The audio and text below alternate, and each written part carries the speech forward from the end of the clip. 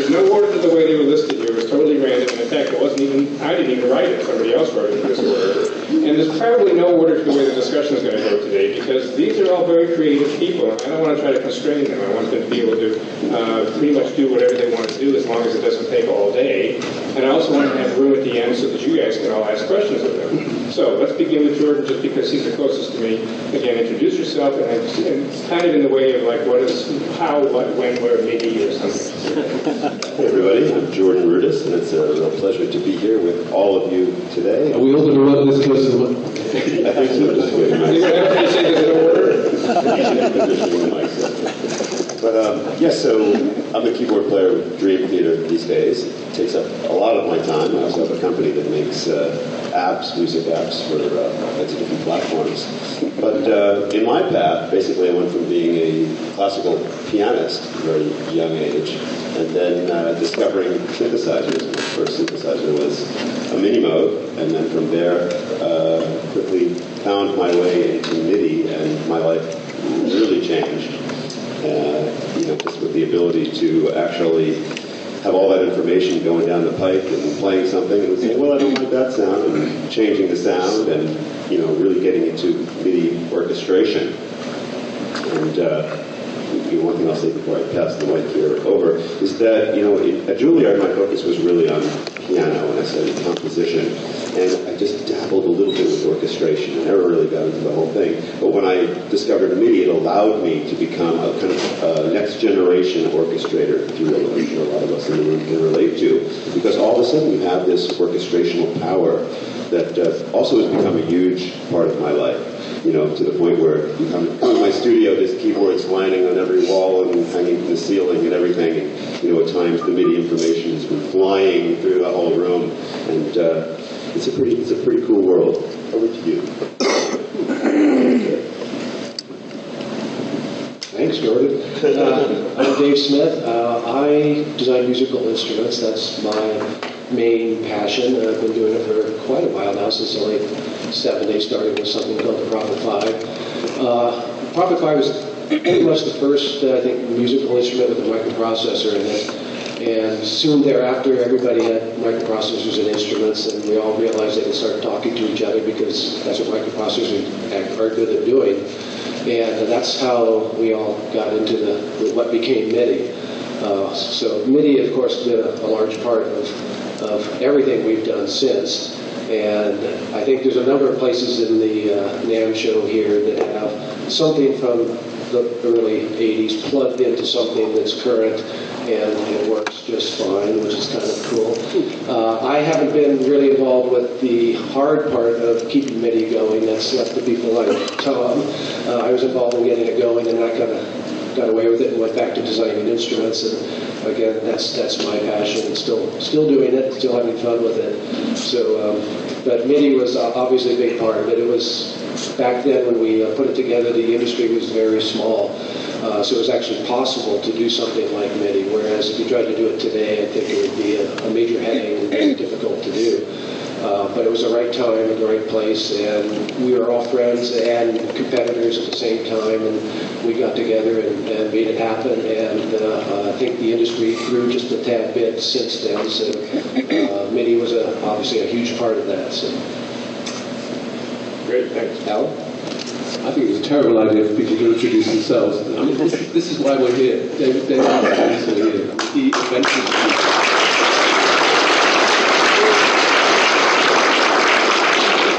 I'm Alan Parsons. I'm an engineer and producer. Oh, please don't. MIDI has been very much a part of my life, ever since the DX7, basically. That was my first encounter with it, but as we all know, it's become a part of all our lives. Anybody who's doing sound recording, and even somebody mentioned the fact that it's used for lighting control, even so anybody in entertainment is using MIDI these days.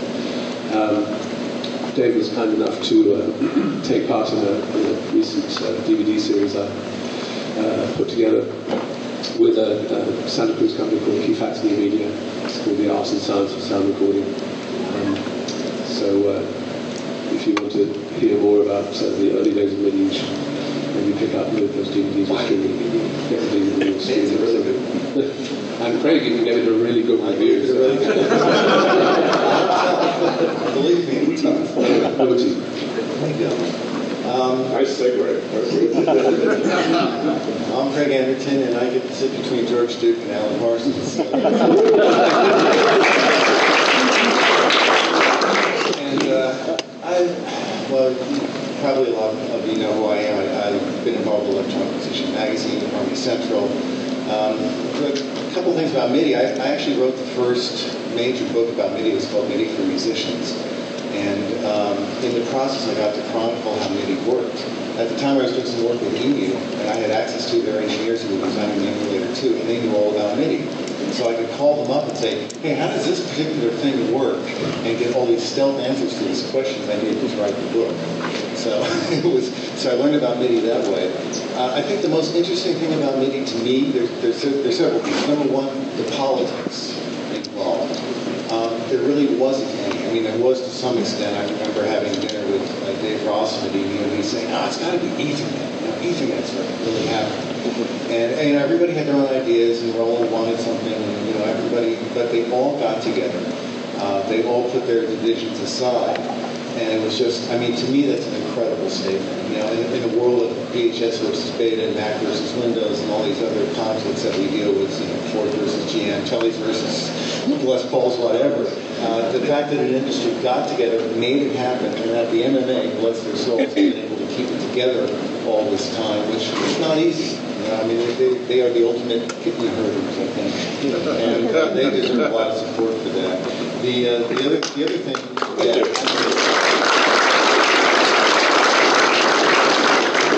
one last thing about MIDI before moving on, and that is, I've always seen a division between players and composers. There's some people play their instruments really well.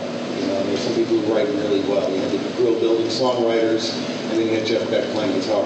And MIDI really helped break that division down, where players had a lot more power to do composition, and composers had a lot more instruments at their command. They didn't have to go out and try to find people to play what they did. They could make the whole process a lot easier. And then the other thing, before passing on, I'd like to point out somebody else in this room, a guy named Marcus Ryle, who has a lot to do with why we are where we are today.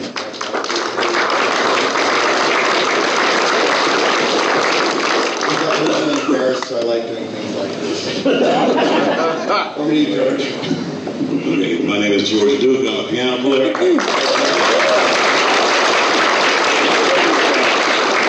I actually joined Frank Zappa and the Mothers of Adventures in 1970. And Frank Zappa told me, he says, you need to play synthesizer. So I said, okay, what's that? So he put an R2600 in front of me. And I said, I can never learn how to play this because of the wires and the knobs. I thought I was going back to school or something. So I said, I'll have to take a class to learn how to play this. But then I went out to Tom Oberheim's place in Santa Monica. He showed me this little instrument called an Arp Odyssey, which became actually my first synth. And I didn't have MIDI. But then when MIDI came in, I think the first MIDI instrument I had was a Prophet 5 from Dave over there. And it had MIDI. I thought it was the second coming. I mean, it was just like it. And then when wireless MIDI came in, I thought it was the third coming. Because it freed me up to be able to do all the things that I had in my head. And it's the wonderful thing. I don't want to take up too much time, but I don't even know what to say. It's just a great way to make music. If you can integrate that with live players, it's an amazing thing. You know what I mean?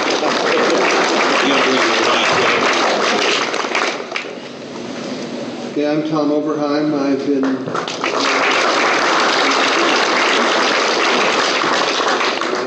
an engineer making money as an engineer for 56 years. I started doing musical electronics in 1970, got into synthesizers in 74, 75.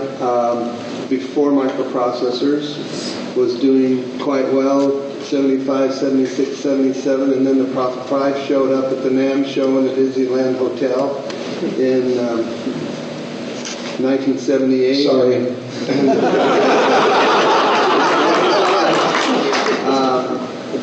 and we saw we were doomed. Myself and my engineer at the time, a guy named Jim Cooper, we rushed out the OBX, and so I had a little experience with synthesizers. And prior to MIDI, we following the OBX over the next couple of years, we put out a drum machine and a digital sequencer, and we got them all hooked together, and it was when it worked, it was really kind of fun. But it was really a difficult situation because we, despite the complexity of a microprocessor-controlled synthesizer, sequencer, and drum machine, they all had microprocessors. When they're all hooked together, we got horrible ground loops. It was really a difficult problem. And Dave tells me that I had some meetings with him and Takahashi in the early days. I don't really remember that, talking about a universal interface. But we were all off selling the Oberheim system, it was called, with all its problems. And when the MIDI spec, the very first MIDI spec came out, it had a little part in it that sells for about 10 cents. It's called an opto isolator that solved all the ground loop problems. And when I saw that, I said, okay, this idea is going to work. And over the next few years, there was, I think it started with Dave and hooking up a machine to our own machine at one of the NAMM shows. I don't remember the year that was, and I think it caught people's attention. It was still too early for what we see today because computers were still not really something that everybody had in their pocket. And there were a lot of discussions that it was too slow and whatever, but it shows the genius of Dave and Mr. Takahashi, that they had the vision to do it right. And it's still around. It's still around basically in the same format it came out in 82, 83. I mean, of course, the thing that helped along, it was not a big consortium of companies requiring years and years of spec writing. They just went off and did it. They did it right, and we're all better for it. Yes, we are.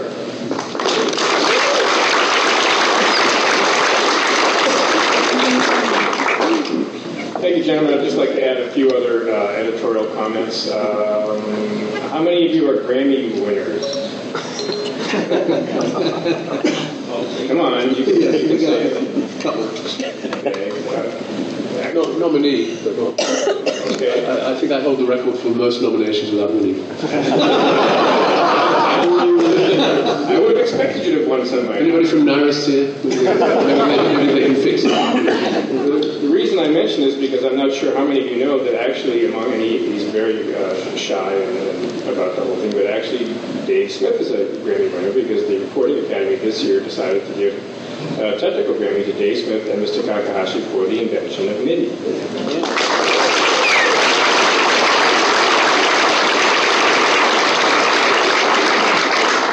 I should mention that Takahashi-san is one person who should be here on this panel. Yes, absolutely. Because he was obviously a major part of all this. And in fact, since Marcus was mentioned, I will explain that we actually had a bigger panel, but the problem is there's no room, so we had to cut it down to 6, and Marcus was one of the people who was going to be on the panel too.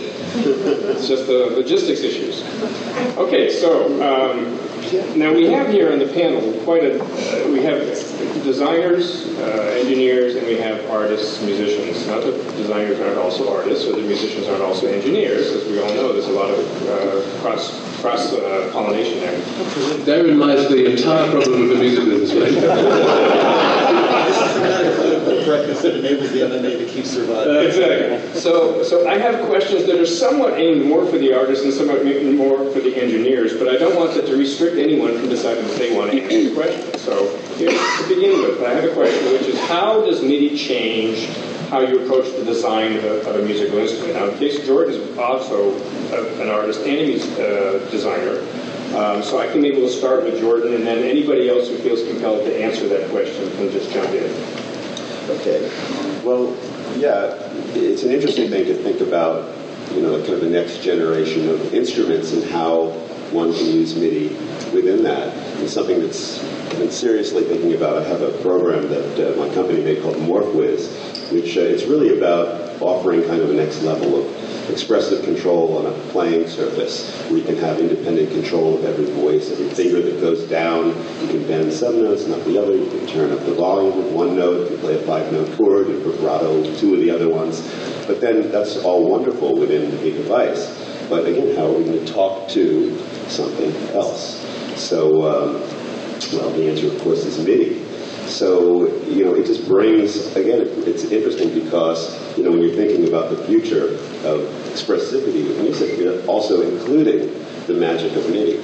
So I've been working for a while on a concept called MorphWiz MIDI, where you can take this kind of expression, this independent control, where you have notes on a vertical grid. So if you play a note, it's almost like using a violin bow. So your finger is on the pulse of the music the whole time, and using MIDI to send those messages across. And at this point, you can have kind of both.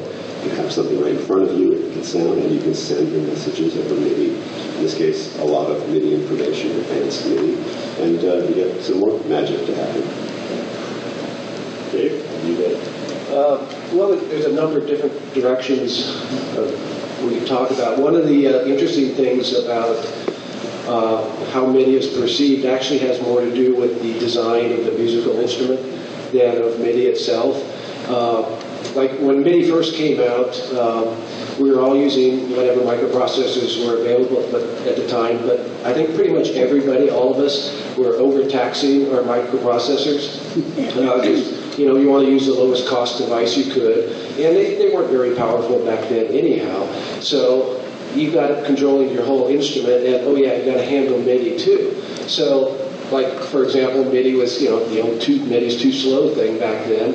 Well, the note got over there very quickly, but then our microprocessors had to kind of scratch their heads and say, oh, here it comes, and how can I do this? And then I got to do it out there, and it took a long time to do that. And some instruments were famous for being very slow at doing that.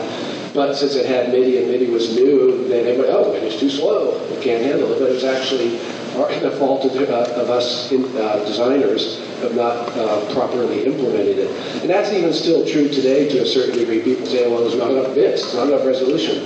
Well, it's up to the instrument designer to slew things and filter the controls that come in so you get a nice smooth transition when you're running controllers in and not have to worry about it. It's proper instrument design. It's not an artifact of MIDI. So there's it's a very complicated thing. It's not just, this is bad, this is good, this works, this doesn't work. It's all part of the package. And anyhow, some insight into the inside of the instruments on that.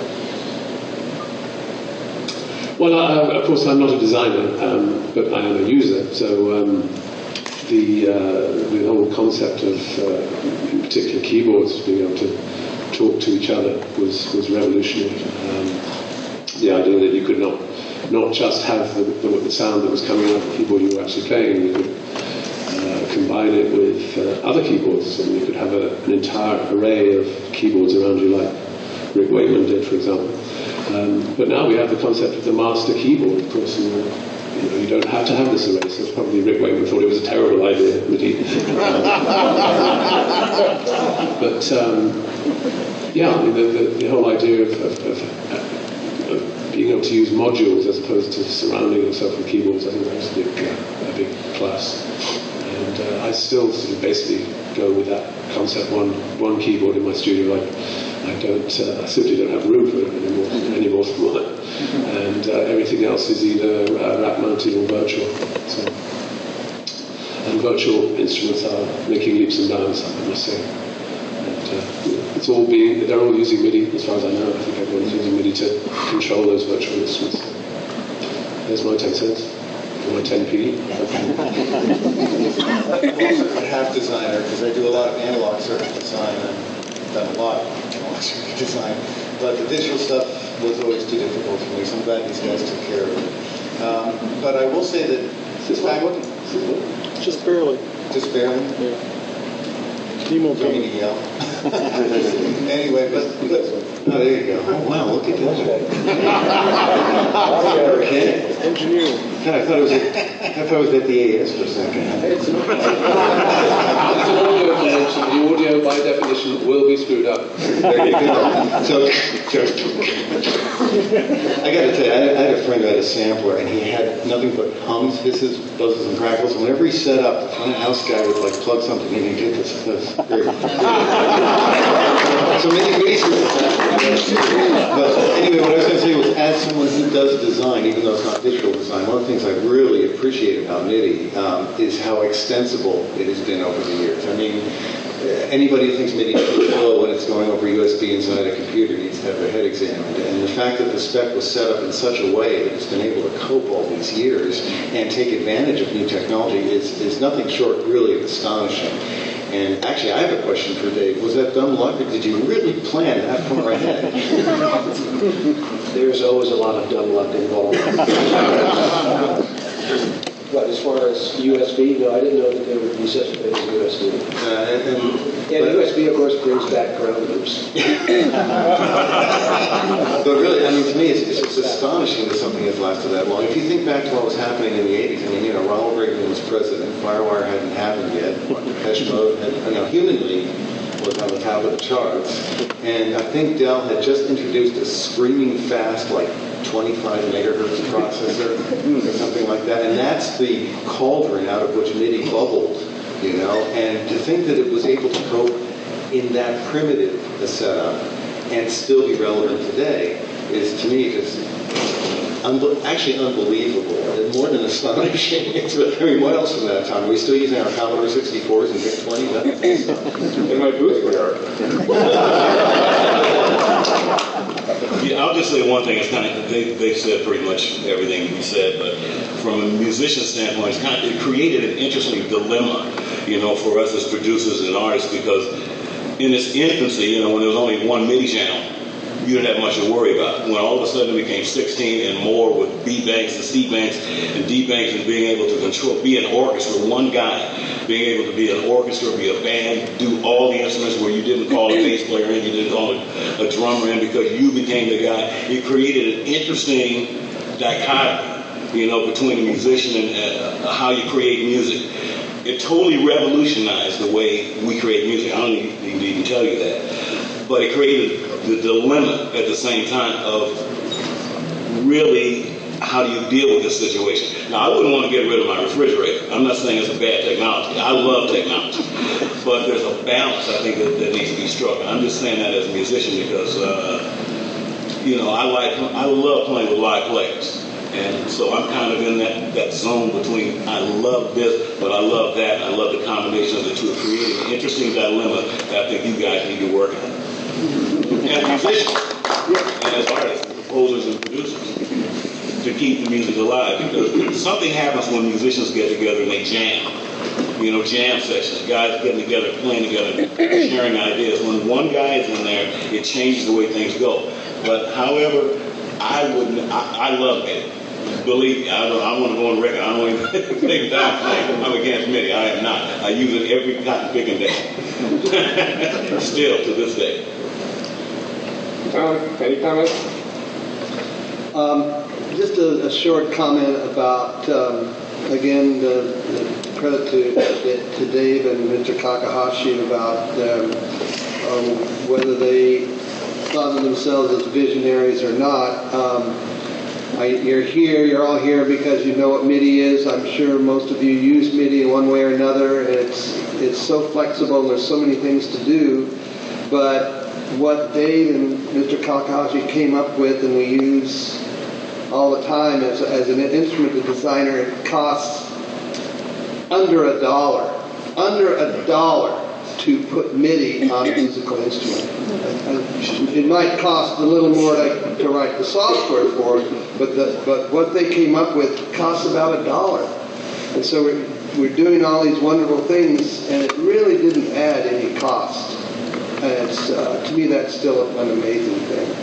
I'd like to add something to that, which is, I think one of the reasons why MIDI got so accepted was because at a corporate level making instruments, nobody's head was going to roll if it didn't take off. It wasn't like a $30 expense that got tacked on or something like that. So I thought the idea of making it low-cost, optical isolator was, again, part of that incredibly intelligent design. So I especially appreciate the $1 because I did have a short period of time building a system that cost a way lot more than $1 and didn't work as well. Okay, so let's actually, let's follow the path that Craig just started us on, which is, so what would have happened? What would the world look like today if MIDI hadn't been successful? You don't all have to answer this, but think about, so MIDI was proposed, and what if all the manufacturers didn't do it? The industry wouldn't have died, obviously, but it would simply look a lot different today. How would that affect what you are doing today as manufacturers, as artists, as composers? Don't even go there. I can't even imagine, to tell you the truth. It'd be a real pain in the ass. I have a feeling that, because MIDI sequencing became so popular, soon after MIDI was upon us, possibly hard disk recording would not have happened had it not been for MIDI sequencing coming first. So maybe we'd still be using tape if MIDI hadn't come in. Some people might. I think that probably most of you have never worked in the computer industry or other industries where standardization of interfaces or whatever is a big thing. Typically, these things take years to develop.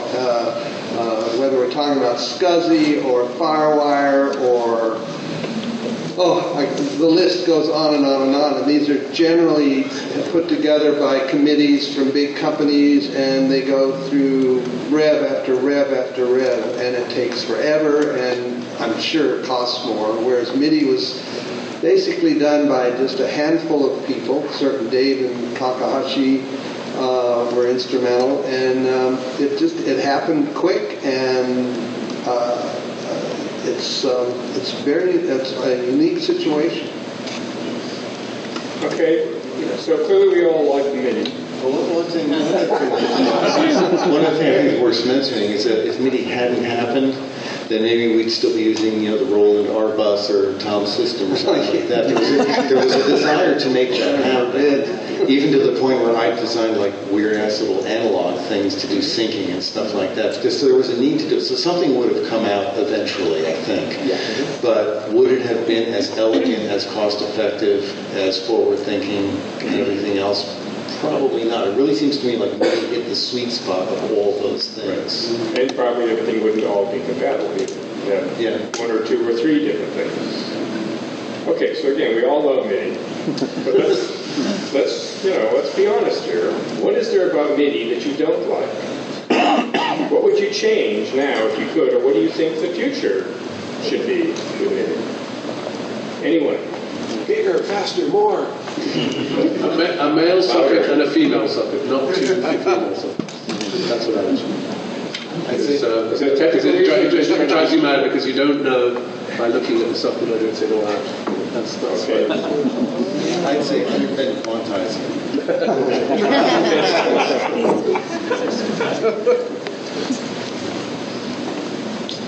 So you guys really like it that much, huh? Anything you'd like I think that's one for the audience. Well, we'll get to the audience too. Bi-directional. Bi-directional, okay. Self-aware that this is what it's talking about. I'm not kidding. It would be called discovery, I guess, by technical people, right? Okay. That wasn't a joke. Although self-awareness, a conscious MIDI system would be interesting. This guy said more channels. More resolution on the controllers. Yeah. I mean, a lot of companies use like to get around that. So let me try to steer it, for example. MIDI was developed for keyboards. So there's a particular paradigm, a model of performance that's involved there.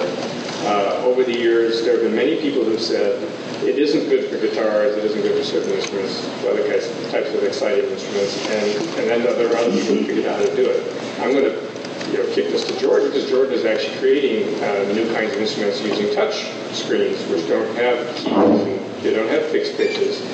Does MIDI work for that?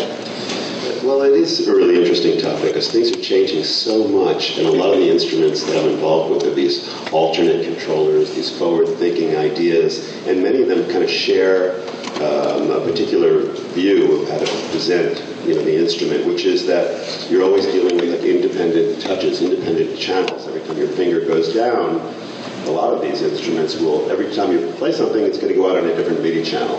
So if you play a 10-note chord, all of a sudden you're sending this note on channel 1, this note on channel 2, this note on channel 3. And the great thing about this is because it's kind of really pushing the future. Everybody wants to have the, you don't want to play a chord in your keyboard and only be able to use the pitch wheel and have all the notes bend. That's already getting kind of old. You want to be able to play a chord and have one of the notes bend. So how do you do that? Right now, one of the solutions is, the main way to do it is to have this instrument that has that capability and then go up to your synthesizer, and at that point you pretty much have to be a rocket scientist to figure out how to get one sound out of, an instrument like this. It's really, really hard. And then these companies, and I don't necessarily have to name who they are, they wonder, why didn't my instrument sell? It's such a great idea. And I'm like, well, yeah, it's a fantastic idea on many levels, and incredible control. But, I can hardly figure out how to get like a string sound on all 10 channels, making sure all my pitch bends are the same, making sure all my controllers are the same. It's very, very difficult. So that's something that, we all really need to think about, because everybody's going to want to do the kind of thing that you can do on, like an iPhone or an iPad or anything like that. And, somebody can buy something for, $1, for $5, for $10 that offers this kind of capability. But in our more professional world, it's not even there yet. We've planted seeds. This is a really, to me, it's like one of the most important subjects to consider and think about and move forward. Do any of you have interest in playing alternate controllers? Do you ever wish to kind of dream about that, about some new controller coming out? I actually do. There's a couple things. Thank you, Alan. I have Alan Parsons as an engineer. Now, is this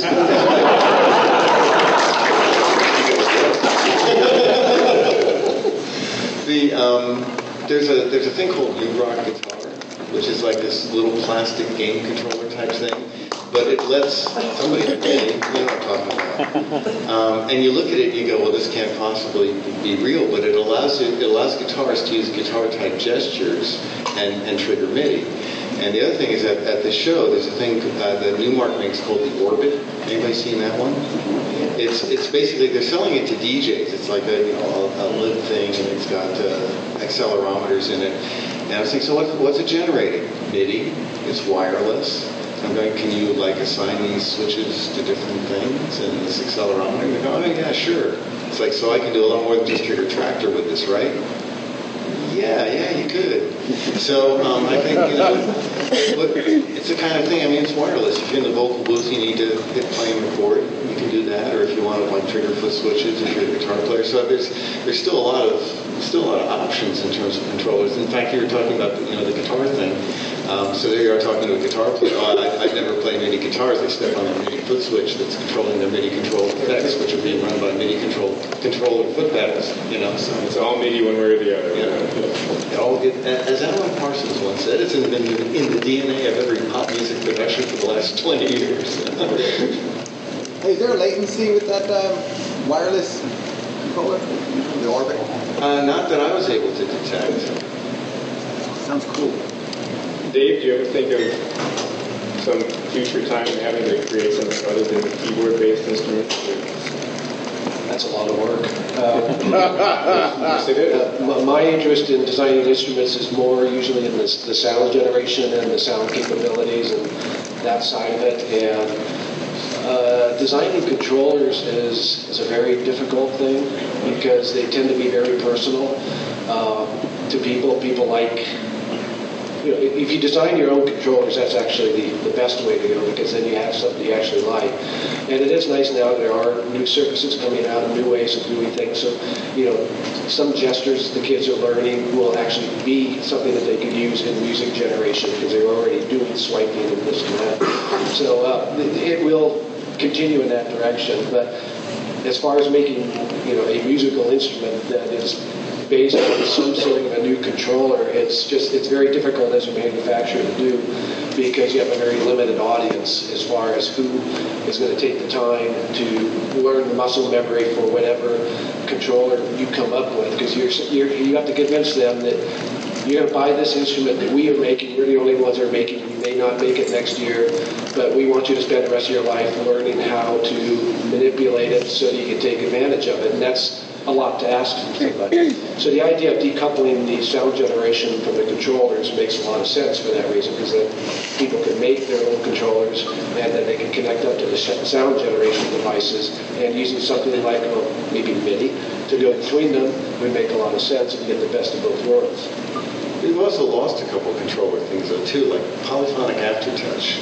It's something I absolutely love, and I have this sonic keyboard sitting around that I hope that they never die, so I can use it. That's the other problem with small companies. You need some pretty heavy-duty mechanical engineering to design those sort of things, and I have not and never have been a mechanical engineer. So if there were a keyboard company out there who built a polyphonic aftertouch keyboard, then I think a lot of companies would naturally put them in their units, because we all buy keyboards from Italy or China or wherever, so we're at their mercy. But I don't do plastic molding, I don't do all that stuff. It's just not my DNA. But even when you have it, it was amazing how many people would not, even for something as simple and obvious as polyphonic aftertouch, how many people wouldn't take advantage of it? Because when we had the TA, it did that really well. But still, people just wouldn't take the time to, you can do this, you can do that. And they can kind of see that it was obvious, but then they have to learn how to use it. And even though it's really simple and obvious, it still takes effort and time, and that's ultimately the roadblock in many cases. George, do you wish that keyboards were more expressive? Do you long for polyphonic aftertouch or some other thing? Or You always want more. Absolutely. Absolutely. The more control you have, the better off you are. But the learning curve is a serious event, especially the older I've got. I don't want to sit there in front of a manual and learn that, But for young guy, no. I mean, it's wonderful to learn what the capabilities of a controller. I'm going to say one thing. I'd love to have a keytar, quote unquote, that makes some kind of sense. I've been talking to manufacturers for years that, hey, make me one that I like, because I have found one that I like that has wireless MIDI in it and all this kind of stuff, aftertouch, and can control an instrument, because I like to walk around when I play. I don't like to just sit there and play, so all show. But it's probably a limited market, but yeah, the more control, the better. What do you like about the ones that are out there? There are a lot of things now. If I could combine the ones that are out there into one instrument, I'd be happy. One thing is I'm old school, so I like a wheel. I like to have the option of being able to use a wheel and a ribbon, which I actually had instituted on my instrument. I think certain things happen, like, I don't want to get too deep into this, but the current controller I'm using now, which I'll remain nameless, actually does not do some of the things that my older controller that fell apart would do, in terms of being able to select banks from internal sounds, being able to select banks and patches from a computer, because I use a lot of computer sound live. So the layout of where the neck is, where your hand lies. I mean, I think when these guys put these things together, you need to talk to some musicians, who actually play the instrument and get them kind of involved. Not that you don't, but I mean, I think that's important. I just want to add one thing, which is that we're at such a funny time right now in our technology music world, where like most of us have an iPhone in our pockets or something similar, which is capable to create sound. And in your pocket, you probably have like a music app that does things that 90 to 95% of the things that you'll see on the foot don't do. So something has to give. When you take your phone out of your pocket and do something like really amazing that you can't do on professional musical instruments, you have to think, okay, well, something's going to change. It might be hard to teach somebody, a musician, a new trick, but there are things that I believe that you can show them that would make a whole lot of sense. You don't have to change the whole world around them, to the point point where they're like, I don't even know what that is. But there are little things that would really make sense at this point in time, because again, you have this thing in your pocket, and then that's over here, and you spend $1 on it, and it does things that all these things over here don't do. So I think that's our situation right now in the music world. Okay, I'm going to ask one more question myself, and then I'm going to open it to the floor. And I know this is going to be a tough one, but I want you all to try anyway. I'm going to start with Tom. Tom, you've been in this business for 40 or 50 years. You said, if you lived another 40 or 50 years, what do you think you would be doing in this business? Assuming you didn't retire, what would you be doing? Well, that's an interesting question. Musical instrument design, musical instrument business is a lot different from the computer business or the aerospace business or whatever. It's an area that I think about a lot. We can probably talk about how computers will be different in 50 years, or airplanes will be different, or whatever. But when I look at what has happened in the last 50 years, and I haven't been in a musical instrument quite 50 years yet, but it won't be long, I may not make that. But anyway, musicians are an interesting group in that they're interested in technology, but it's not technology for technology's sake. I learned the lesson early about this when George mentioned buying an Odyssey from me. I was my first foray into synthesizers. I was the first art dealer west of the Mississippi River, and I sold Frank Zappa his 2600. And before I was selling synthesizers, I'm making ring modulators and phase shifters, and I got to know several musicians. And I got a call one day from Jan Hammer, and who used one of my ring modulators and a lot of this stuff with Mahavishnu Orchestra, and he says, "Tom, I'm about to buy a synthesizer." And I said, "Oh, you got to get an Odyssey." It's really, no, I'm not going to get an Odyssey. What are you going to? I'm going to get a MIDI Makes. Why? Well, because I like the sound. I thought, well, wait a minute. Let's talk about the technology. Who cares about that? He wanted a MIDI Makes because the MIDI Makes gave him the sound of one of the. I mean, he also had a couple of my synthesizer modules and stuff. So I learned that technology's great and we're all interested in it, but it's got to sound right. And I think what we'll see some growth in the technology that makes some strides in the way we do things in musical instruments, but I think we'll see a lot of what we see right now in 50 years. Certainly, after being out of the business for a few years and seeing Dave come back 11 years ago and bring back the sort of sparking the analog revolution, which I'm kind of back into a little bit, seeing other companies doing true analog synthesizers. It's Bob Moog invented in 1965, so what? It's almost 50 years, and we've got a lot of new machines. We've got MIDI to connect these machines together, but I'll tell you, there's not a whole lot of stuff out there that sounds better than a MIDI Makes or a Prophet 5 or some of that stuff. So I think we'll see a modest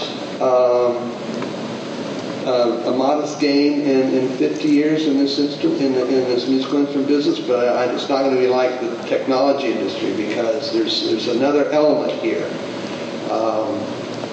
that will continue to be so important to what we do. Anybody else want to grab that one? No, that's a scary one, isn't it? Oh, well, ditto. I do. No. Ditto. No, I'm just thinking about the controller thing. And then like John Buchla did a whole lot of work with controllers specifically tailored for synthesizers, you know, and they took advantage of what the synthesizer could offer. I think some of the most exciting controller stuff going on these days is with DJs. I'm very much into the whole DJ thing because it's another way to relate to sound. And people say, well, DJs aren't musicians. I defy you to see a current controller that's playing like, you know, that has like not only their conventional pattern setup, but things to their samples, effects processors, tempos, same things. They are really using those controllers and MIDI to create a new kind of electronic music vocabulary. So, and now that we're seeing things like accelerometers built into phones, we're seeing gestures that are possible. There's a keyboard down there on the floor with an accelerometer, so you can actually tilt the keyboard and make changes in the sound. And you know, you might think, well, that's kind of a gimmick, except you can do some really cool things with it. So, if you're looking ahead 50 years or something like that, what I'm seeing with some of the really forward-thinking DJs and some of the forward-thinking electronic musicians and keyboard players, I can see all that converging into almost like a kind of a super instrument that's part studio, part traditional musical instrument, part DJ setup where you're actually deconstructing and reconstructing sound, and the technology makes that easier than ever before too. You can now actually, you know, I've done remixes where I only had a 2-track to work with, but it's possible to extract things from it now to the point where you can really kind of start over from scratch. So all music will get more fluid, more interactive, more malleable, and more accessible to a variety of people who want to do these kind of really creative manipulations of sound, where the sound becomes like paint. You know, it's just sitting there, and what you draw with it is an entirely different thing. I just have one thing to add to that, which is, what about the poor old bass players, drummers, and guitarists, and who love to play together? And in a world that is too dominated, in 50 years or whatever, if the world is too dominated by technology, and the onus is on keyboard players in particular currently, and the keyboard player does everything. You know, plays the bass part with his left hand, if you want the last hand. You know, I think we have to be careful that we don't lose live music, lose bands playing together.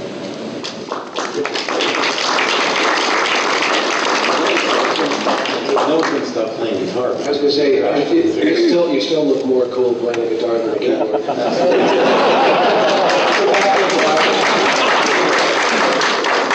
But the other thing is the trend that's really interesting is I'm seeing more and more interaction with DJs because they can sync together. So I'll see somebody with Ableton Live and somebody else with like a Pioneer setup. They're synced together and they have musicians playing with them. So really, I mean, I've jammed on guitar a lot with DJs, and they love it because if you can sustain a note when they're doing a transition between songs, it's like there's gold. You know, you can cover the train wreck.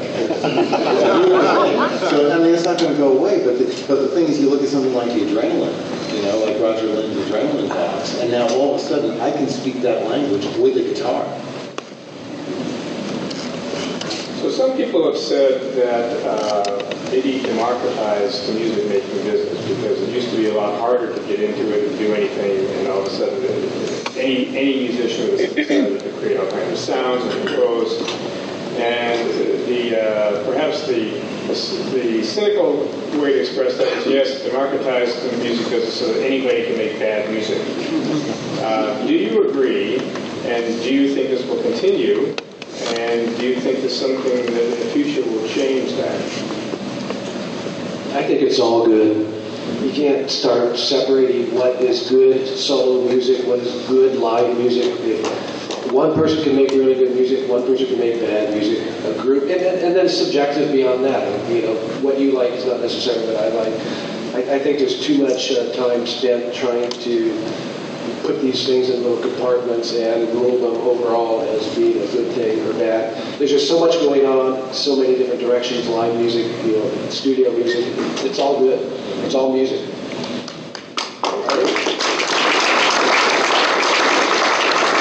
Well, Alan, as a producer engineer, do you find that things are easier for you now that people have MIDI, or do you find it to be more of a problem sometimes with getting good work? Well, specifically MIDI, no, I think MIDI definitely made life easier. And it changed the entire standard of timing. We were unable to correct one note in part until MIDI came up. And now we can change timing, we can change sounds. So it was all good. But it was just a development of music. It's part of music history. Is it good that more people can make music? Why not? Well, this has nothing to do with MIDI, but of course, the copyright issue has become a huge problem. If we're not careful, if music is made for consumers to get for free, then music can no longer exist. And Tom, I just want to comment about the democratization thing, because that's been a big deal, I think. And that is that, what is the purpose of making music? Oh, sorry. Yes. Thank you, Alan. Could you use the EQ too? Do you think these are a little more high-end? Okay. What is the purpose of making music? Is it to make it, quote unquote? Is it? Are you there to change the? Are you there to change the audience, or are you there to change yourself, or are you there to do both? And I think that the idea of people being able to express themselves musically is a fantastic thing, because every time you play music, it's like looking at a Rorschach of yourself. When you make music, you learn about yourself. And if it's only for you, that's fine. If it's only for your friends and you got 3 people who really like it, they'll click on your YouTube thing, that's great. If you can fill stadiums, that's great too. But ultimately, filling the stadiums is less important, I think, than the influence it has on people to express themselves. And it's not just, MIDI opened the door, then hard disk recording, inexpensive interfaces. You're seeing it at the show. But it's getting to the point now where it's such a beautifully rich thing that people can do that. Plus, it allows them to appreciate musicians more. If they've tried to make music and they listen to Jordan, or they see his app, or they listen to George or whatever, they now know more. It's not just a big wash of sound. Like one person said to me after concert, the bass, that's the flat one, right? It's like, what, the flat one? I may be referring to shaking instrument, but now people can pick out bass lines. They can pick out lead guitar parts. They can do this stuff. It's becoming a more musically literate society. And to Alan's point, hopefully they'll go, this music making thing is tough. And we should maybe support the people who do it really well and we like listening to. Very good.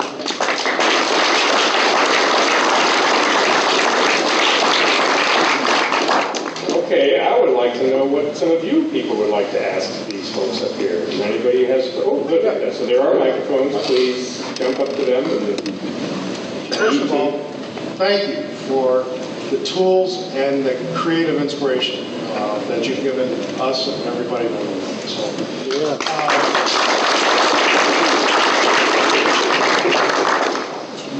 My question, I guess, is a Dave and Tom question, but feel free to jump in. Was the pitch wheel and the mod wheel always there as part of the MIDI spec, or was that sort of an afterthought? And to George, I guess maybe, I think I'm a recovering synclavier owner, like you, I think, and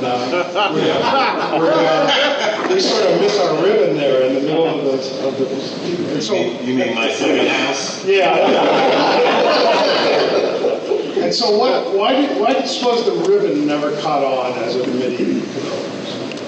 Well, the pitch wheel, I think, was the one controller that was singled out in the MIDI spec on its own, separate from everything else, whereas the mod wheel was just part of the controller, which sliders, ribbons are included in also.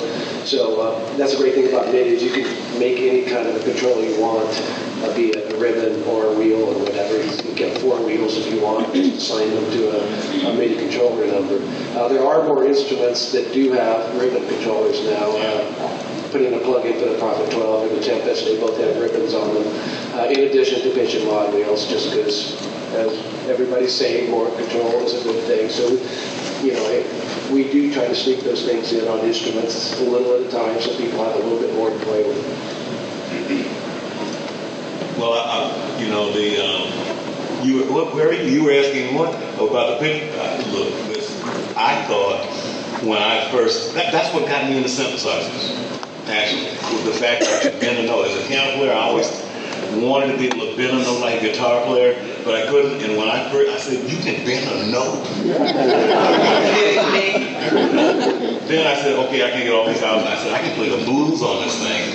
That really odd, but I said, I can find a way to play the blues on this rascal, you know, and that drew me into that. That's really what happened. I like the wheel because I'm old school. But, you know, the ribbon has its thing, too. I like both. I predicted, you know, we were talking earlier about 50 years from now. I predicted 50 years there'll still be wheels. There'll probably be some ribbons and maybe some odds. I bet you there'll still be wheels. Okay, next question here. This question has to do with the MIDI spec. I wanted to know, when was song position pointer or simply implemented in the MIDI to pipe down the MIDI line, and what did it do for the whole MIDI community? Wow. And who remember? Somebody out there must remember. That was after just a couple of years, I think. Probably, I think simply MIDI time code showed up probably 88. Yeah, that's what I guess. So 3 or 4 years after MIDI first came out. So before that, it was just clocks, and now it's just clocks. Some MIDI time code in between. We do actually have records, but I don't remember. If you really needed to know, we could probably look it up. And what did it do is what you're asking. Yes, what did it do for the musicians? Like, you know, time codes or 2-inch tape. We don't have that anymore, but, you know, maybe you can explain what it did for the community.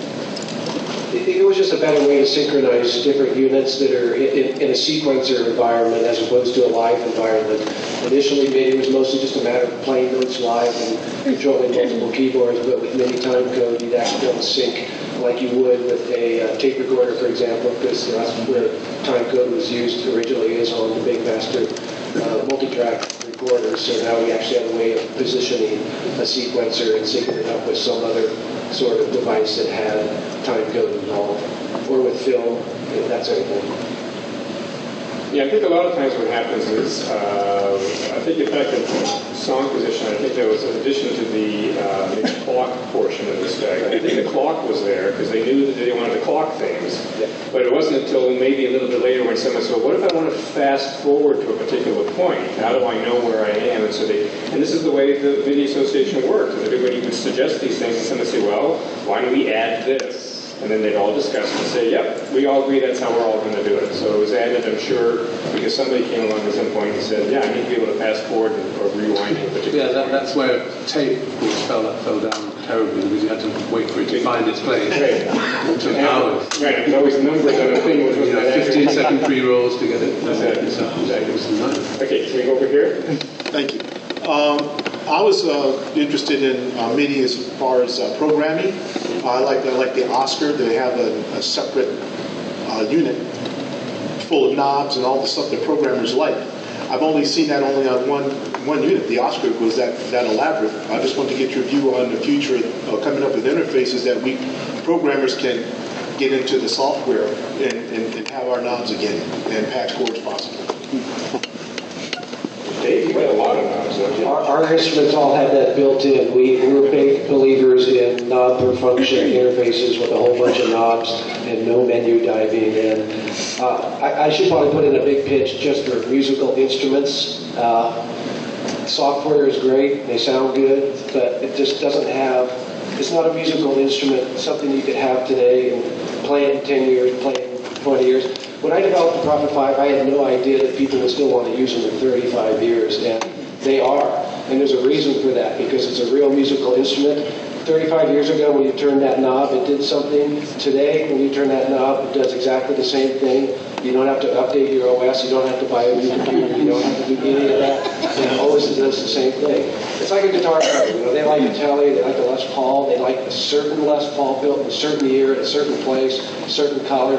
Everything about it, because it's a musical instrument, and they sync up with it. There's a relationship with the instrument, and that's what I try to do with my instruments. And that's why I got out of software 15, 20 years ago.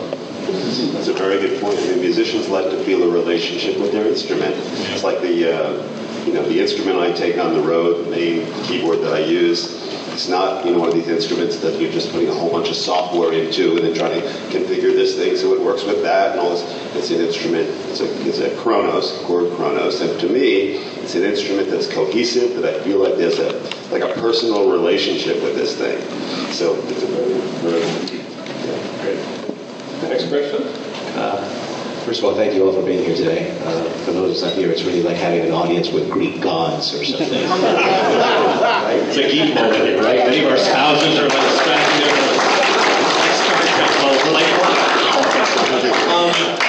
many of you talked about the future of MIDI and the extra things that we would have liked. A lot of manufacturers have circumvented certain parts of that problem by coming up with their own code, automation codes that don't really use MIDI. Banks and patches seems to have just gone haywire. There's talk of the next level of MIDI, the next spec. Can you share details with us yet on how many of these you're going to be able to solve, or how that is proceeding, and whether in this day and age manufacturers are all able to get together like they did 30 years ago to be able to assess these next level of problems, which relates to just what you were talking about, is having a controller that can universally talk to anything without having to rely on different software manufacturers interpreting that spec incorrectly.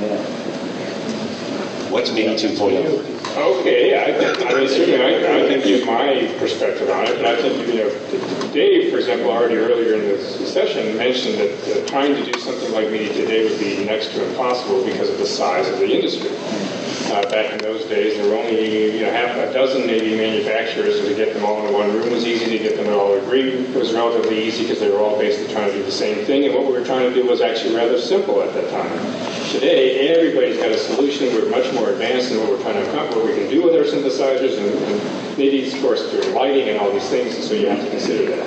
That said, I don't think anybody in the business of selling products and trying to appeal to musicians can ignore when someone says, I really want to be able to do more and I wish MIDI did more. So what I can tell you is that representing the Industry Association, which is basically, there's 180 companies who support us so that they can have a forum where they can go to talk about what they want to do with MIDI and with future technologies. We are aware of the interest in the marketplace, and we are trying to come up with something that is compelling enough that a significant number of manufacturers would say, okay, that looks like something I could actually invest some time and money in, and I'm willing to go out in the marketplace and try that and see what happens. But as simple as it sounded when I said it, it's not that simple to get something. But I think we are very close, and that's why you've all heard things about it, partly because we want to reach out to manufacturers, more and more of them, because it's all about critical mass, it's getting enough manufacturers interested. And so we're reaching out to them and getting them and showing them ideas and building prototypes and engineering things, and I think we're close. But having said that, I don't know if we're ever going to get an agreement. I don't know if enough manufacturers will ever decide they want to do this. And certainly, even if we did this, it has no effect on MIDI because there's no way. Look at the steamroll that MIDI is. It's certainly not going to change overnight. It'll probably be many years before you'll see anything that's like MIDI where it's everywhere. But I submit to you, it's been used as a model even in other industries to watch how all those manufacturers got together 30 years ago. We are reaching that second generation where a lot more manufacturers are starting to scratch their heads again because we're dealing with audio, we're dealing with video, we're dealing with interfaces, we're dealing with, you talked about drummers, bass players. We have ways of still playing live with all of those people and connecting back and forth with MIDI data to still communicate to their instruments. So take this anniversary and use it as an impetus to take things to the next level. Thank you, we will. I think you should plug your website, Tom. www.midi.org. There's a public forum up there where you can make comments. There is information about things that we're working on. Again, a lot of it is just very basic overview because our organization's purpose is to serve the manufacturers, and so it's just for manufacturers to have those dialogues. But once we're done with things, we do announce them on the website, and again, we do try to get feedback from all parts of the marketplace. Mr. Lambert. Sure. I also want to thank you for putting this panel together. This is great, and I have a career because of these guys, especially Dave and Tom and Craig for popularizing what Dave and Tom are doing.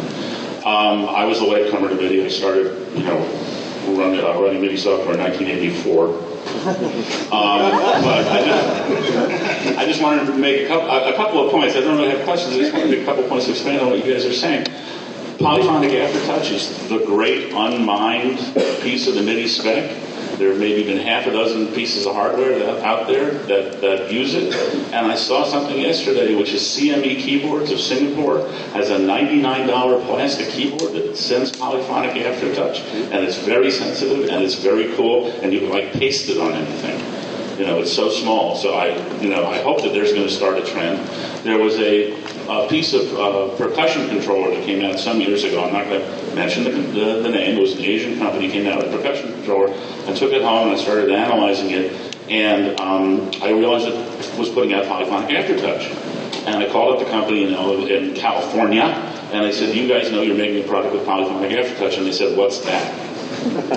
So it was in the specs, so they put it in there, right? Well, no, it was the engineers in Japan that put it in there. That LA didn't know what this thing what was in there. So anyway, now they know.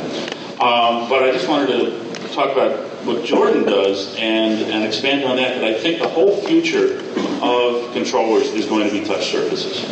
And I think the iPad is probably the most important thing to happen to MIDI since MIDI Timecode, which is when we were able to start doing film scoring with MIDI.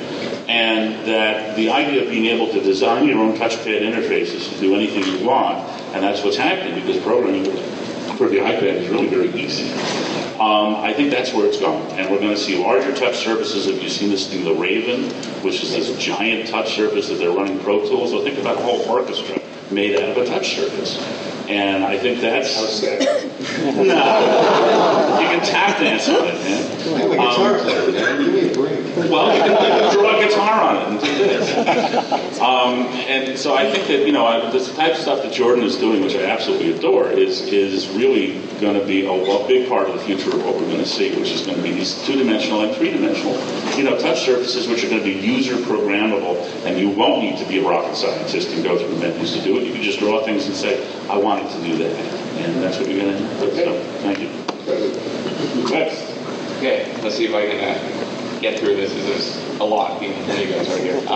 This question is more related to digital sound design, which wouldn't really be around if it weren't for MIDI, and I thought that Alan and Jordan might have a good take on this. I found myself several times playing Dark Side of the Moon for people who've never heard that album before and saying, try to forget the fact that nowadays, you hear so many things that you've never heard before. Right? I mean, you can listen to electronic music for an hour, you'll probably hear 20 things you've never heard before. Try to imagine the fact that these guys on this album made sounds that people had never heard before and did things in ways that people had never done them before. And that was such a huge deal at that time, and then, okay, we go through and listen to it. So do you think that that people have become almost desensitized to new forms of sound and new forms, like you can buy a synth program with 50 gigabytes worth of sound that you've probably never heard before, so I just wanted to get your thoughts on that. That's a good question. Well, Dark Side of the Moon, of course, was pre-MIDI, it was pre-anything digital. Interestingly, I just had it pointed out to me just this week that there is not a single acoustic guitar on Dark Side of the Moon. Anybody ever thought about that? It's really mind-boggling. I think it was just, it was just a well-executed, well-thought-out, performed piece of music, well-written. And I think that's the entire basis of its success. I don't think it was about technology at all. Yeah, I'll mention that. Okay. I was going to say, to me, hearing On the Run, Dark Side of the Moon, that was like a new sound. It was sounds, everything's like it, but to a lot of people, there were brand new sounds. You'd never heard that. You'd never experienced that kind of sequence of sound that kind of goes through your head and then trip you away. And it was, it was a time when we were a lot of that was happening. It's a really good point. So I've been talking to a lot of musicians these days, and a lot of them are telling me, I don't really hear anything new these days. And, and maybe it's because they have every plug-in and there's so many sounds. But on the other side of that, basically any sound you can imagine is possible now. mean, you have these synthesizers where you can put up the spectrum of frequencies on the screen and take a paintbrush and just basically, erase or draw in what you want from it. And that's for me, it's incredibly exciting. I'm not one of the jaded ones, although I have a million plugins as well. I'm still excited about sound, but for some reason, we are at a point when there's a lot of people kind of saying, you know what, I've heard all these things, I've heard them all before. So it's definitely something going on. Yeah, I was going to say part of it is just that I went through the same transition. And when I was playing analog synthesizers, I was a programmer. There was no way to save patches. You created the sound, and you found something that you liked, and you put all these little marks on the synthesizer so you could get back to it, especially in a live situation. So the musician was the actual sound designer. When all of a sudden you could save things and became digital, then all of a sudden most musicians, at least me, it became a little more complex, and I couldn't really, I didn't want to go back in there and say, I got to go back to school, learn how to use this stuff, and program all these new sounds that I really was hearing in my head. And I said, well, all these patches, I certainly could find something that I like, and I usually try to find something and then adapt it a little bit, but it didn't start from scratch. And I think that's partially what happened, and I think that these guys are developing digitally controlled analog synthesizers now. That's going to change a little bit if the mindset of you guys changes. I'd like to add one thing about the sound thing. That is, if you're not hearing new sounds and you don't have an internet connection, there's so much stuff going on these days that's accessible now. Like reggae was a new sound. Not a new sound in the sense of like no one had heard a guitar before, but no one had applied a guitar like that before. You can get. I love Zouk. I really like soca. And you can find that on the internet. You can tune in a high life station from Ghana. A lot of the dance music stuff that's going on is incredible in terms of the sound design. I mean, it puts movies to shame, the depth of the sound design. And plus now we're starting to get people who are creating new sounds based on digital technology that you really couldn't do before. I remember I was working at Apostolic Studios, and Frank Beck was in there before, and he had all these little reels of 3.5-inch tape labeled like dynamite lurch injector. And they were all like, the wall was just festooned with all these little pieces of tape. Well, now you can like cut all that stuff up. You have things like stutter edit, and you can do those. I mean, music concrete is back. If you listen to trance music, music concrete is here. People are cutting things up, they're stuttering things, they're like dividing, and we're getting a whole vocabulary of new sounds that way. So I don't see. You can buy a keyboard that has a zillion pianos in it, but that's not where the action is right now. There's a lot of sounds out there. Just go grab them, make them. Thank you so much. Great, thanks. Next over here. Thank you very much for your contributions, gentlemen. Forward-thinking electronic musicians are starting to gravitate towards a protocol known as OSC, Open Sound Control. I'm wondering if you're aware of it and if you see any barriers. To me, it seems like the best answer to the MIDI bandwidth problems, the MIDI bandwidth state. And lastly, Mr. Duke, there's no name for the emotion I feel when I hear your song "Reach Out" from 1983. There's no name for that.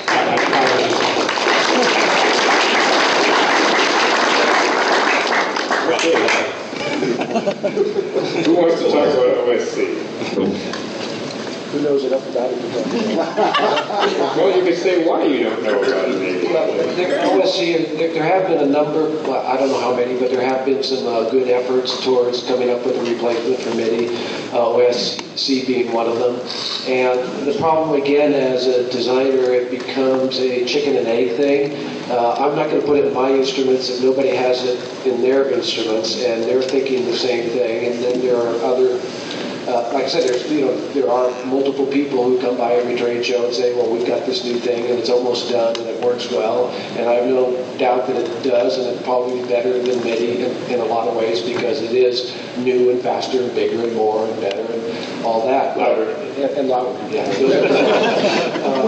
But the problem again as a designer, it's that critical mass issue of, okay, I'll do it if you do it, but you do it first. And in a lot of cases, because some of the interfaces are so much more capable, it puts a much bigger burden on the on the instrument designer to implement it. So not only do we have to do MIDI, because MIDI always has to be there, and we do whatever we want to do already for the sound engine and whatever's going on in our instruments, but now we have this whole new thing that has to be implemented and implemented correctly.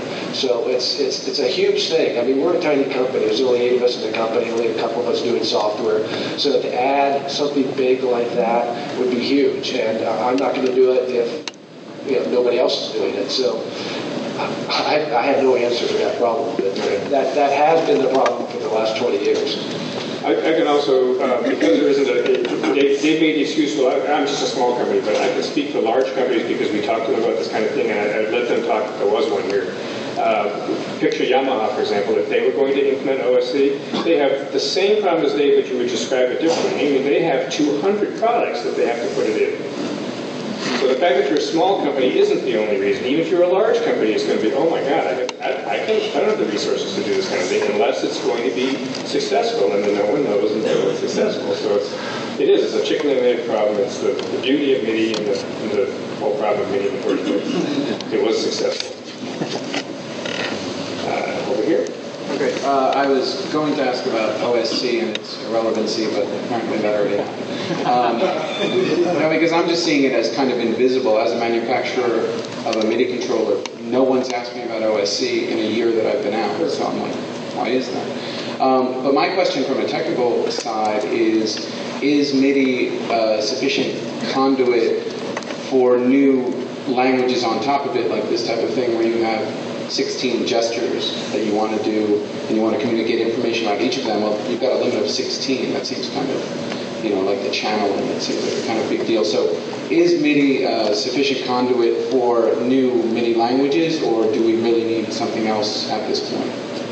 That's the question. I think he's aiming that at you. General aim, but yeah, I would start with maybe Jordan and Well, there's no doubt that MIDI will choke at some point if you throw enough stuff at it.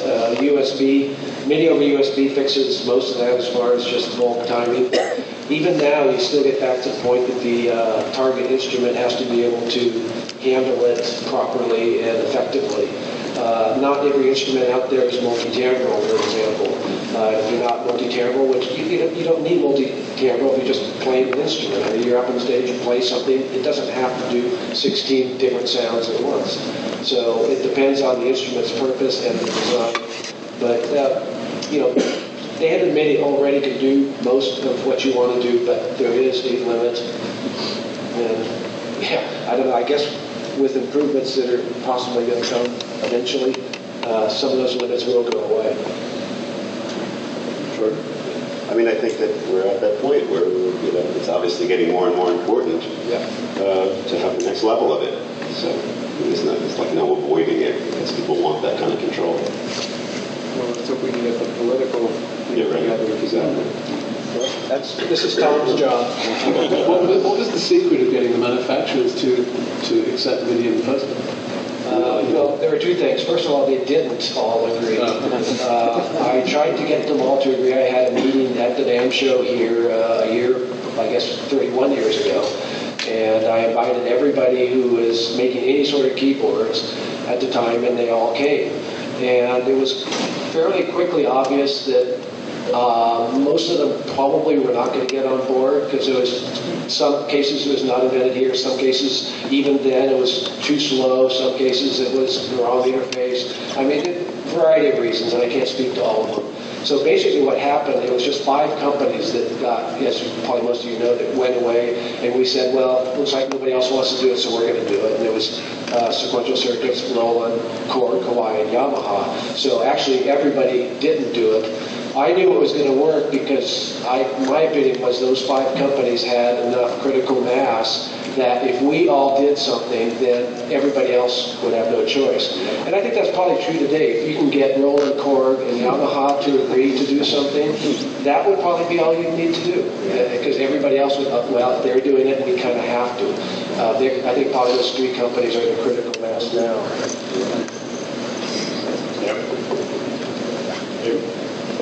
This is a future of MIDI question. There's been a lot of talk about controllers, which is sort of a master-slave relationship, but Craig was talking earlier about more of a bidirectional idea. And thinking about MIDI, it's really a way of communicating. And on one hand, you've got remote controls, and we've all got a ton of remote controls on our coffee table. On the other hand, you've got cell phones, where the interesting thing is the communication, and it's more of a peer-to-peer relationship. So looking at the future of MIDI as a bidirectional protocol, where people are collaborating, what types of activities do you imagine? Sounds like a musician question. Collaborating through MIDI alone? Is that what you're asking? No, it's more, Craig was starting to talk about, you've got a DJ, for example, and the DJ is working together with the guitarist, and they're trading musical information back and forth. It's not a one-directional, I've got my remote control and I'm making something happen over there, but it's, I've got my cell phone and I'm doing something interesting, and Dan over there has got his iPad and he's doing something interesting, and it's going back and forth and building rather than being a master-slave relationship. How would you use that musically and as an instrument design? Or would you want to? Oh, yeah, you do. I mean, the first thing, I play with a guy over in Germany, and the first thing he does is he takes a MIDI cable from his MPC, puts it into the adrenaline.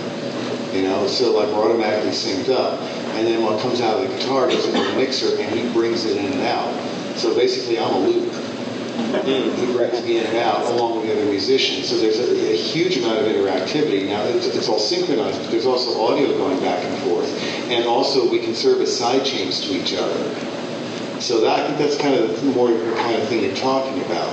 And what that does is, or for example, another thing is having drums as a side chain controlling a gate on a guitar now, or on a bass. Now all of a sudden you have this incredibly super tight rhythm section. I mean, inhumanly tight, but so wonderful. And if he's using swing on the drums, or if a real drummer's playing along with it, then that feel gets imparted into the other instruments as well. I think it's a fascinating thing. And I think it's good for audiences too, because it has the advantages of the electronics, but it has the live performance feel, and it has the interaction amongst different people, which of course is what it's all about. So as George has so eloquently stated. Is the guy in Germany, when you're working over the internet in Germany? No, this is playing live. Oh, playing live. Actual concert situation. No, he doesn't like to collaborate over the internet. He says if he can't look me in the eye while we're both having beers, it's not worth doing. I think he's right. Hey there. I teach MIDI at a university, Middle Tennessee State, recording industry program, and I got a couple of questions about the spec that I just, I love your book, MIDI for Musicians and so forth. Dave, you mentioned earlier that pitch bend was given its own message. So one thing I've always wondered is why there were two data bytes for that message, but it's like only one is used. If you go like record pitch bend, you get these big jumps. Why don't we have 14-bit resolution for pitch bend? So I'm just curious about that. Also, what's up with mode 2? I mean, has that ever really been used? I don't even remember what that is. I do know there was at least one mode that was added because at least one company misunderstood what one of the other modes was, and unfortunately put it into an instrument that sold a couple 100,000 units, so we had to make a mode to work. I don't remember the details of pitch bend and why we did things back. But it does get back to, pitch bends jumping and so forth. And if they do jump even at 7 bits, that's improper instrument design. It's not a MIDI issue. That's because it's easy to fix that by just interpolating and filtering. So even if you get rough data coming in, it should sound smooth when you hear it. Well, I would assume it's based on the physiology of hearing, that you're more sensitive to pitch variations and volume variations, right? The ear's very sensitive to pitch, so I could definitely see why you want to put more data. Yeah. Especially at the high frequency. You need more data to keep the step in. Okay. Yeah. I'm sorry to save this room for one more question only. So, yeah. Why don't we have hover cars yet? Perfect question. We have hover cars. Yes, why don't we have hover cars? If you don't have one. So seriously, kind of two segments to the question, and they're interrelated. One is controllers beyond touch services. What are you seeing? What are you thinking? What are you excited about? Are we going to get to MIDI, direct brain to MIDI control, etc. We have that. It just goes through your fingers. Okay. Yeah. Well, thank you. Thank you. And the second part of the question is, I'm really into the idea of synesthesia, of audio and visual synthesis, and I'm struck by the lack of the visual aspect in this day and age of what musicians can do, or the tools that are out there, the lack of tools that are out there to really be able to perform as an audio-visual artist. And you need to go to more clubs. One person? I said you need to go to more clubs. Right, but I mean, not just like a DJ and a VJ, and maybe that's what you're saying. Well, even Ultravox. When Ultravox tried, this was in the 80s, they had a whole light thing that was triggered by MIDI. It was a brilliant setup. The whole stage was painted gray, and then they brought their own lights. It was all MIDI controlled, and it was all like synced perfectly. It was brilliant. We could definitely use more of that. Right. But that's more like a production. I'm talking about more like an instrument, like being able to perform as a person on stage who's actually controlling, even improvising the audio-visual experience as an instrumentalist with the visual being I think part we're of all it. sound people and not video or visual people. That's a whole different discipline. So I certainly wouldn't want to get into video stuff just because I'm more interested in what I hear than what I see. But it's I don't know who would do something like that. It's interesting. This shows one divergence between Dave and Mr. Kakahashi, because Kakahashi-san actually did create a video-controlled MIDI protocol because he believes that musicians would like to do visuals. And so we have something called MIDI Visual Control, which is a specification for using MIDI keyboards and devices to synchronize essentially, lighting or image changes or whatever any kind of video thing. I would also say it's not hugely successful, so it doesn't prove that there really is a market. But actually, Mr. Kakahashi thought there was a market. So, but in that situation, it's the keyboard player once again taking over the entire. Yeah, I think it's more of a collaborative thing. I mean, there are people who are visual artists, and they can work with the people who are audio artists and do something more powerful than the audio artist trying to be a visual person too. And I keep thinking if Frank Zappa were alive today, that's exactly what he'd be doing. I want to chime in just because maybe on a guitar. I want to chime in just because I spend a lot of time thinking about and also working on the connection between audio and visual. And the reason that I got into the software business is because of that. Because pretty much in my brain, it's all connected. So the first app that I put out was called MorphWiz, and the whole idea of it is that you're basically morphing between waveforms that you can hear, and you're also seeing the morph in the visual domain. So what I love, what I'm passionate about, is a couple of things. One is giving in this case, the instrumentalist, let's say, the information, the visual information about what's going on. And then if there's an entertainment value that can be put on a screen, well, then that's even better. So kind of getting both things, getting the advantage, like on a tablet, of having the visual feedback, because people want to see what's going on. In front of a keyboard, unless it's a beautiful instrument like something with amazing knobs on it, where you can actually organically go and change things, that's great. But if there's nothing there, all digital, then you're not getting a lot of information. But I think the most beautiful thing is if you can have both. You can get visual information, you can have something, entertaining. If you want it just to be something that looks cool on the screen, then fantastic. I think it's really important in this day and age with the computers that we have and the potential we have for creating instruments and experiences that these two things come together even more. So It's interesting you said that, because one thing that bothered me about all these digital instruments that came out after the whole analog revolution is that you couldn't mark sound, because I used to be able to change one timbre into another timbre with analog instruments in the middle of a solo, whatever, and I was locked in with digital instruments. I couldn't change it, and that's not the case now. You guys are changing that around, so it's a good thing. Great. Unfortunately, these gentlemen all have places to be, so can we thank them for coming?